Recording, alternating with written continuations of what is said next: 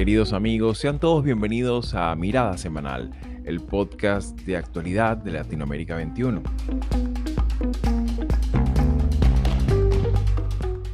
Como todos los domingos, analizaremos las principales noticias de la semana con el respaldo intelectual de Marisabel Puertarriera y Manuel Alcántara Sáez.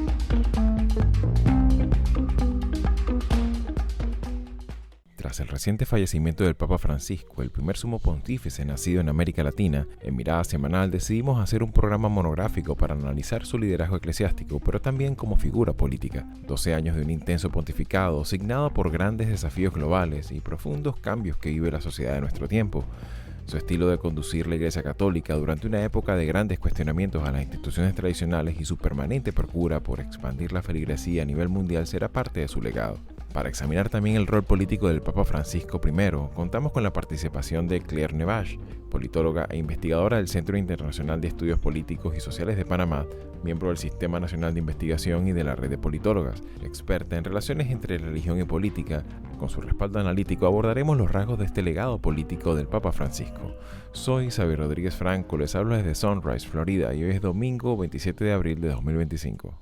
Y bien amigos, sean todos bienvenidos una vez más a Mirada Semanal. Y bueno, como era de esperarse y ha sido la gran noticia de esta semana, el fallecimiento del sumo pontífice Francisco, que bueno, ciertamente considerando que fue en vida el primer papa latinoamericano y que ciertamente sobre América Latina, que es básicamente el tema central de nuestro podcast, pues evidentemente quisimos hacer una revisión monográfica de su vida, su legado, y para ello, bueno, nos acompaña en este episodio Claire Nevache, que, bueno, nos acompaña del otro lado de la línea y que, bueno, para nosotros es un gran honor con poder contar con ella para este episodio. Así que, bueno, Claire, me gustaría para comenzar, ¿cuál es tu apreciación general de lo que ha sido y, bueno, y seguirá siendo el legado? No tan solo visto desde el punto de vista confesional, sino también desde el punto de vista político, ya que, bueno, ciertamente fue representante de un estado que sigue teniendo influencia en la vida diplomática de nuestro tiempo. Adelante y bienvenida. Muchas gracias por la invitación, Xavier, María Isabel.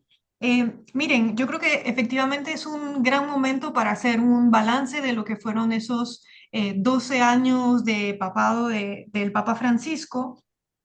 A ver, no es un balance fácil porque normalmente en estos días se escuchan grandes elogios, lo cual es normal, también algunos detractores, pero es importante hacer, digamos, un balance quizás un poquito matizado. Em, lo primero es decir que lo primero que hace el Papa Francisco cuando es elegido como cualquier papa, es elegir un nombre de papa, ¿no? Y el Ujú. nombre de Papa Francisco, que es el primer papa en elegir ese nombre, es muy simbólico. Primero porque de alguna manera elegir un nombre que nunca ha sido elegido por ningún papa anterior, simbólicamente muestra o digamos simboliza alguna voluntad de ruptura por parte del nuevo papa. Y es una ruptura en varios sentidos. Por supuesto, es el primer papa que no es europeo, es argentino, de nuestra región.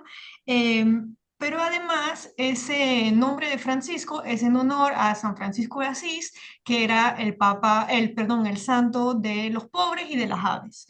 Y eso, de alguna manera, en los primeros minutos de su pontificio es todo y pongo comillas, todo un plan de gobierno. Eh, entonces, ese papa de los pobres y de la periferia va a tener muchos actos sumamente simbólicos. Uno de los primeros viajes que hace es a la isla de Lampedusa, que es una pequeña isla en el Mediterráneo donde llegan muchos migrantes y donde también naufragan muchos migrantes, y va a poner unas flores en el mar, digamos, como homenaje a estas personas que mueren en un proceso de migración, cosa que no había hecho ningún papa anteriormente y que ayuda a poner la mirada del mundo sobre esa tragedia, ¿no?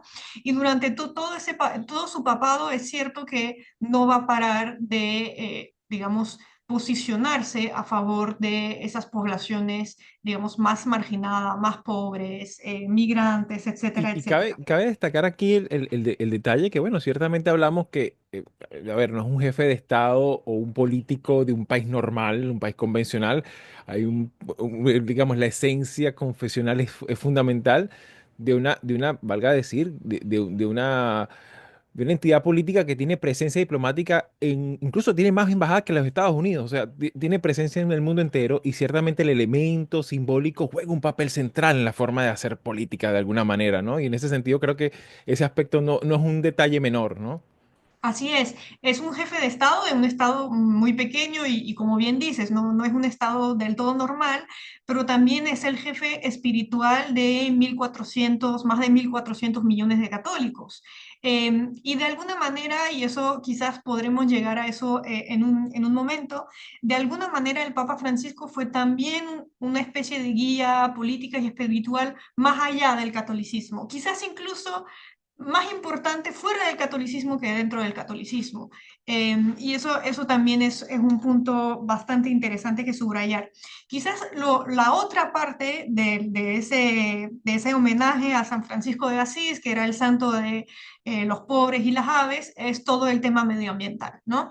Tener un papa que por primera vez hace una encíclica es como una resolución, digamos, en términos legales para el Vaticano, que es Laudato Si, que se habló muchísimo de ese documento, que es el documento de la posición de la Iglesia Católica sobre el tema ambiental.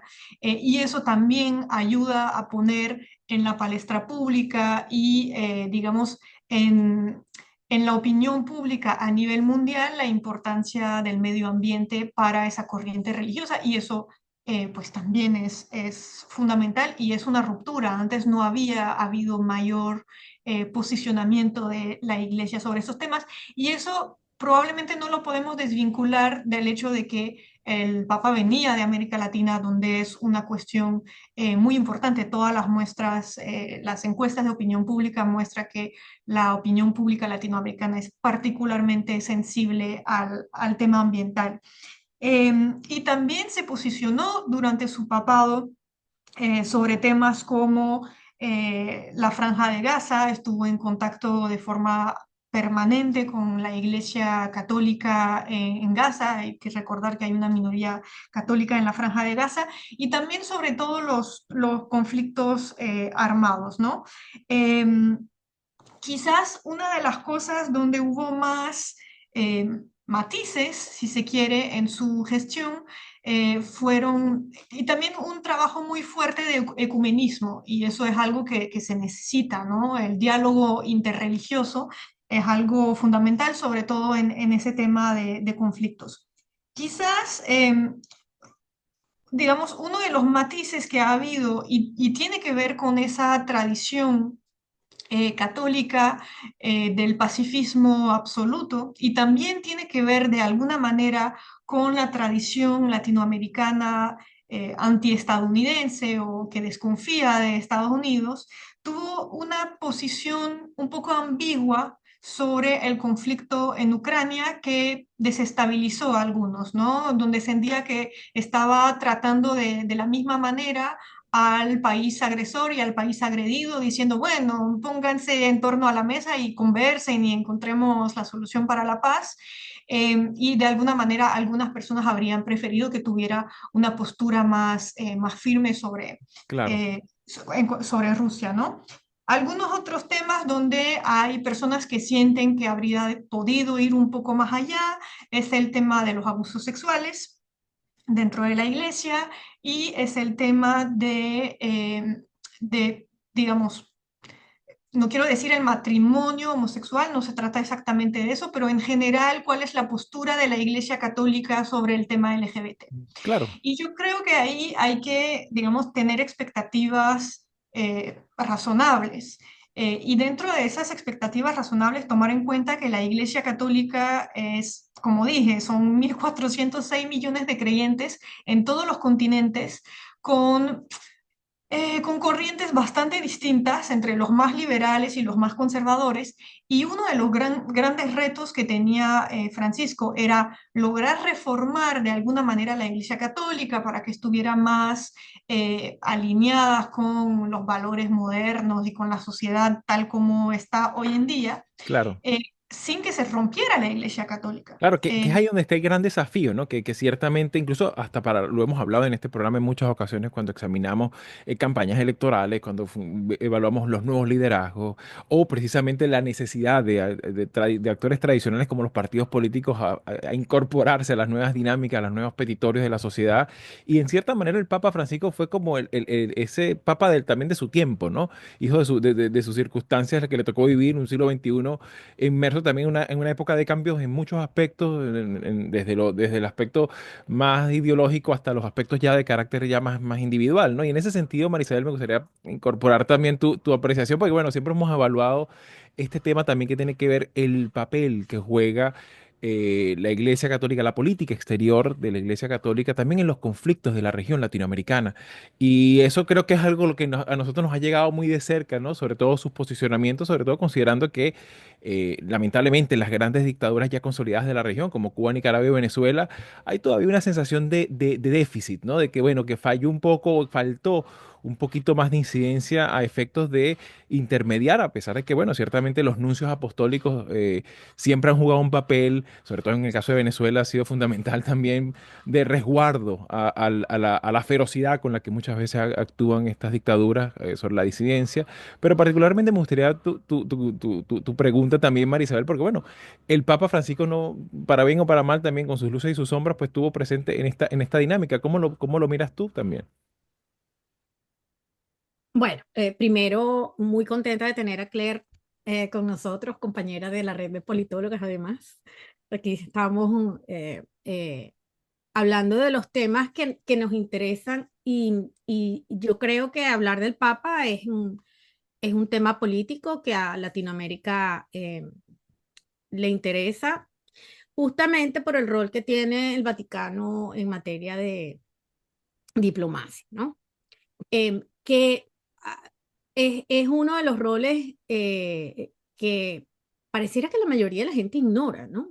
Es decir, cuando uno ve pulsa la opinión pública, hay escasas oportunidades de ver esa reflexión de el doble rol que tiene la iglesia como primero institución de fe, pero 2000 años y contando de una faceta sumamente prominente como actor político a nivel global. Ningún país, Estados Unidos, sí, es una potencia todavía, por ahora, pero la iglesia es la potencia mundial en materia política.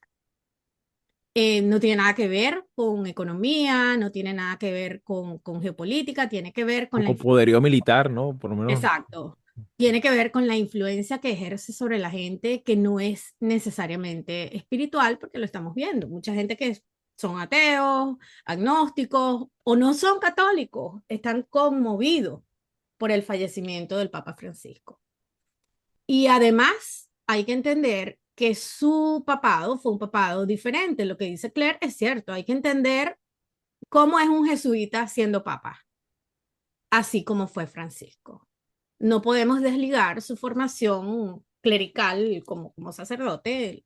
La, la, la corriente de la que viene es una corriente sumamente poderosa e influyente en la religión católica.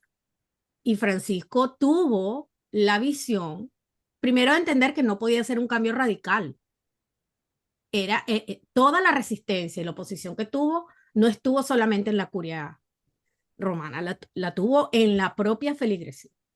Así como hay una polarización ideológica, política en nuestros tiempos, también entre los católicos hay una tremenda polarización. Por ejemplo, en la Iglesia Católica los que somos divorciados estamos excluidos, completamente excluidos. Y sin embargo, Francisco tuvo la oportunidad de meter de contrabando, algunas formas no de cambio radical, pero sí de permitir cierto acercamiento, porque sí es cierto, el Papa Francisco ha sido muy influyente, pero también la Iglesia Católica ha perdido mucha feligresía y en Latinoamérica. Por eso él se dedicó a Asia y a África a abrir otros frentes, porque aquí en Latinoamérica no es nada más por el avance evangélico, es hay como un la gente se está desvinculando de la fe, sea evangélico, católico, lo que sea, la gente está abrazando el agnosticismo, no quieren depender de una religión. Y esa es una señal de lo difícil que lo tuvo como papa. Ahora, Claire, el asunto está en Francisco tuvo un rol de mucha importancia en los casos de Cuba, el acercamiento a Estados Unidos durante el final de Obama, y luego, lamentablemente, con la situación en Nicaragua y Venezuela, que no es del todo público, eso es más tras bastidores. Y, y esa lectura va a influir sobre nuestra interpretación del legado de Francisco, porque vamos a decir que fue tibio, que fue tímido, pero realmente donde estuvo su fortaleza y su capacidad de influir fue detrás como un broker, ¿verdad? Y por eso esa posición ambigua. ¿Cómo podemos nosotros interpretar ese rol que no era tan público, pero que fue muy efectivo? Sí, mira, para llegar en un minuto al tema de esos tres países, digamos, con por lo menos grave retroceso democrático o que son ya claramente, digamos, autoritarios, creo que hay un punto regresando al tema que mencionabas, que me parece fundamental de las personas divorciadas, pero también de las parejas homosexuales, también del rol de las mujeres en la iglesia, o sea, regresando un poco al tema de la misma iglesia, yo creo que uno de los grandes legados que habrá de ese papado, que digamos en 50 años se seguirá diciendo que eso fue un proceso absolutamente fundamental, fue el de sínodo de la sinodalidad que tuvo lugar entre el 23 y el 24, que fueron unas grandes reuniones muy participativas en el que participaron de igual a igual, digamos, en un pie digamos, en mirándose a los ojos, laicos con obispos, con cardenales, o sea, personas que tenían grandes diferencias jerárquicas dentro de la iglesia, hombres y mujeres, para tratar de hacer reformas a la iglesia, y eso ha dado lugar a un documento que es público, que les invito a mirarlo, es muy interesante, y que desde ya se invita, no es vinculante, pero se invita a las iglesias en cada país a seguir el espíritu de ese documento. Y ese documento, desde el punto de vista de la iglesia, y no podemos esperar rupturas abruptas, pero es revolucionario. O sea, toda la idea de cómo incluir a las mujeres. De hecho, una de las últimas cosas que hizo el Papa en el Vaticano en febrero, antes de fallecer, fue nombrar la gobernadora del Vaticano, que es el equivalente a la alcaldesa del Vaticano. Es la primera vez que es una mujer. O sea, eso no es poca cosa para el Estado del Vaticano. Pero regresando al tema de estos países, mira, por ejemplo, para mí hay una cosa que es muy simbólica. Uno de los únicos cardenales que hay en América Central, que es la región donde yo estoy, es uno que está en Nicaragua. Y eso muestra muchísimo la importancia que le dio el Papa a esta región y en particular, digamos, el trabajo que hizo la Iglesia Católica con el apoyo del Papa, sin ninguna duda, para preservar espacios de libertad, de resguardo de los derechos humanos, de resistencia al régimen de Ortega. Y eso, digamos, desde las protestas de hace unos años que fueron tan violentas, la Iglesia Católica se ha posicionado obviamente la Iglesia Católica local, y eso es un tema siempre interesante porque uno siempre piensa que la Iglesia es una cosa homogénea, no, a veces entre la Iglesia Católica de un país y la Iglesia Católica de un país de al lado puede haber posturas bastante distintas y Claro. bastante diferentes, pero en ese caso, la Iglesia Católica nicaragüense, apoyada por, que además tiene una tradición vinculada a la teología de la liberación, etcétera, claramente apoyada eh, por el Vaticano y por la red diplomática, la nunciatura de la que hablabas, María Isabel. Para los que no lo saben, la nunciatura es la forma en la que se le nombra a las embajadas del Vaticano en los distintos países. Y ahí sí, sin ninguna duda, tuvo un rol fundamental en los últimos años para articular la resistencia al régimen de Ortega, totalmente. Claro, claro, y en ese sentido me gustaría también una apreciación, y bueno, ya Marisabel, habíamos acordado pues que las preguntas difíciles se las dejamos a los políticos, y ella lanzó esa pregunta, pues, pero bueno, eso es un poco la idea, también sacar un poquito de tu apreciación, Claire, pero particularmente me gustaría también un aspecto que siempre nos ha resultado muy importante y ese componente también comunicacional. Fue un papa que de alguna manera también entendió que vivimos otros tiempos. Esa idea del pontífice, ¿no? De ponerse en redes sociales y también meterse en ese fuero digital tan abrasivo, tan polarizante, ¿no? Y que ciertamente no escapó de su política de comunicación y entender también de que, bueno, vivimos en tiempos donde también no podemos estar ajenos a la vida digital, ¿no? Y en ese sentido, me gustaría una apreciación de cómo miraste también este pontificado en esos términos, en el aspecto comunicacional, porque, bueno, ciertamente buscó también incorporarse en las distintas esferas de la comunicación política de nuestro tiempo, ¿no? Claro, y eso es algo que de alguna manera en los últimos años ha pasado en todas las religiones, al menos todas las religiones que yo he estudiado, no puedo hablar por las demás, pero en América Latina, en general, las iglesias evangélicas se han volcado, perdón, se han volcado al campo de la comunicación digital. Desde hace ya varias décadas habían ingresado al campo de radio y de televisión, pero de unos años para acá también, digamos, han invertido en todo el campo más digital de YouTube, de Instagram, de redes sociales en general. Em, y eso obviamente porque están conscientes que ese es un espacio muy valioso para la evangelización. Ahí es donde pueden alcanzar sobre todo una población que María Isabel describió muy bien como eh, la población joven es la que es más propensa en América Latina, primero a, digamos, darle la espalda a la Iglesia Católica para irse hacia iglesias evangélicas y segundo, darle la espalda tanto a las iglesias católicas como a las iglesias evangélicas y abrazar lo que las encuestas de opinión suelen llamar como la no religión, y pongo comillas en no religión porque en América Latina una, tiene un matiz muy interesante que no tienen otras regiones, que es que las personas a veces dicen no sentirse representada por ninguna iglesia institucional, sin embargo, es muy raro la no creencia, las personas que dicen ser ateas, no creer en Dios, eso todavía es, digamos, es un porcentaje muy, muy, muy mínimo, salvo excepciones como el Uruguay. En el resto de los países es algo prácticamente anecdótico, pero sí hay, digamos, un porcentaje creciente de personas, sobre todo en la juventud, que no se siente vinculada con ninguna institución religiosa, a pesar que sí cree en Dios o sí cree, digamos, en cosas de diferentes, de diferentes índoles.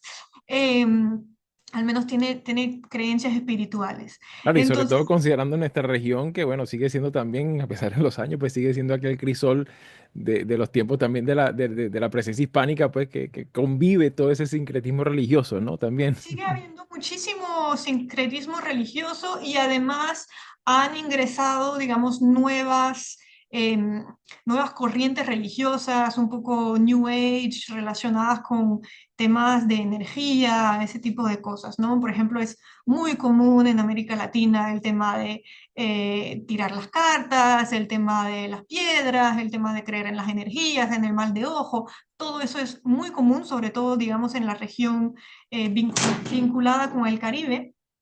Y eso, por supuesto, también son creencias, ¿no? A pesar de que no están necesariamente relacionada con una institución religiosa. Entonces, en todo ese, digamos, en todo ese contexto, era absolutamente necesario entrar a las redes sociales. Y eso se ha visto, además, muy potenciado por el periodo del COVID. En el periodo del COVID, las iglesias cerraron y digamos, el único medio por el que las iglesias podían seguir atendiendo a la población en sus necesidades espirituales era a través de las redes sociales y era a través de celebraciones religiosas, digamos, en vivo, igual que se hacía educación virtual, pues se hacían cultos virtuales y ahí ese movimiento que ya estaba muy empezado, pues explotó, ¿no? Y se hizo mucho más fuerte y también propició, digamos, nuevas características de la religiosidad, sobre todo en América Latina. En algunos países es muy fuerte, como por ejemplo en Brasil, donde hay las personas conviven con varias espiritualidades al mismo tiempo. En entrevistas yo he entrevistado a pastores que me decían, no, pero es que la mitad de mi feligresía viene a mi culto, pero también va a misa. Y eso es muy, muy, muy común, ¿no? Y de alguna manera la virtualidad propició eso porque yo puedo mirar el culto de un pastor y luego mirar el culto de un pastor de, digamos, una corriente bastante distinta y luego ir a misa y así, ¿no? Y El todo eso puede sincretismo. convivir. Totalmente, Mezclan totalmente. candomblé con santería. En Venezuela lo vivimos mucho, Así, católica, pero voy y hago algo de santería. Igual en Cuba la religión católica ha tenido un importante crecimiento, pero la santería no la abandonan, y en Brasil el candomblé, así es, y Claro, y es propio de la región. claro, y en ese sentido, creo que de alguna forma, pues también este legado del Papa habla esa capacidad de diálogo, ¿no? Que obviamente Sí. eh, está todavía en ciernes.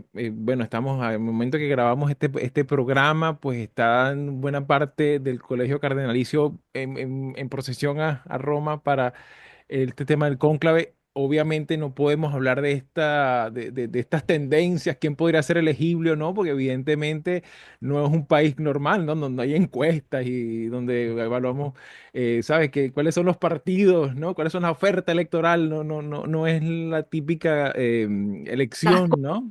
Exacto. las Pero corrientes. creo que en ese sentido, y me gustaría, ya para afrontar la última etapa del programa, me gustaría, Claire, de tu parte, una apreciación, pues claro, ciertamente fue una figura que representó también hijo de su tiempo, cambios, incorporó en la liturgia elementos también importantes de proximidad y acercamiento, complicidad, diálogo, ¿no?